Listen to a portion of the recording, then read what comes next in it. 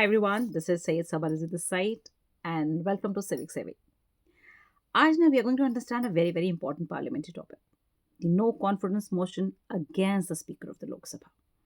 So let's have a quick look at what it means, why it is in the news and how the process begins.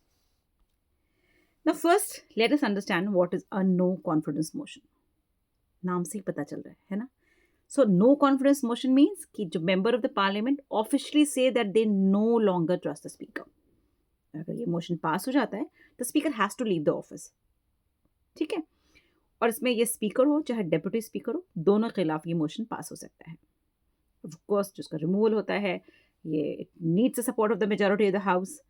और ये constitutionally article 94C of the constitution में mentioned है, जिसमें ये explain करते हैं कि how they can leave office by removal, by resignation, by vacancy.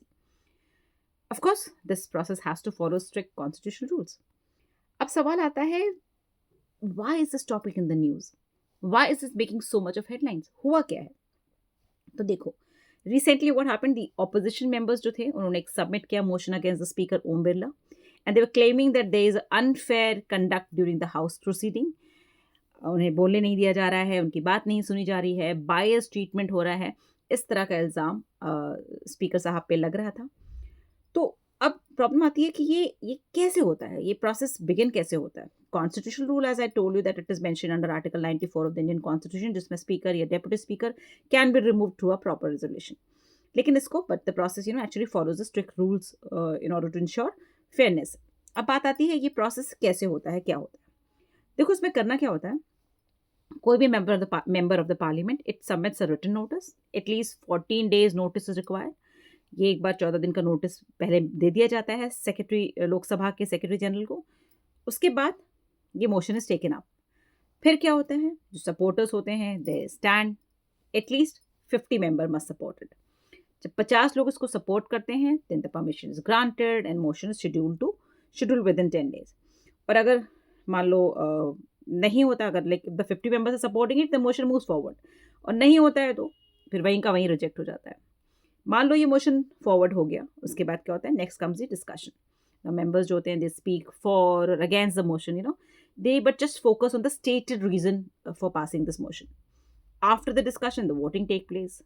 अब क्या होता है एक इफेक्टिव मेजोरिटी से. इफेक्टिव मेजोरिटी क्या होती है, मतलब more than half of the current member they are required to pass the motion. If the motion passes the speaker is removed. If it fails the speaker continues in office. है ना. तो ये इस तरीके से ये पूरा प्रोसीजर होता है.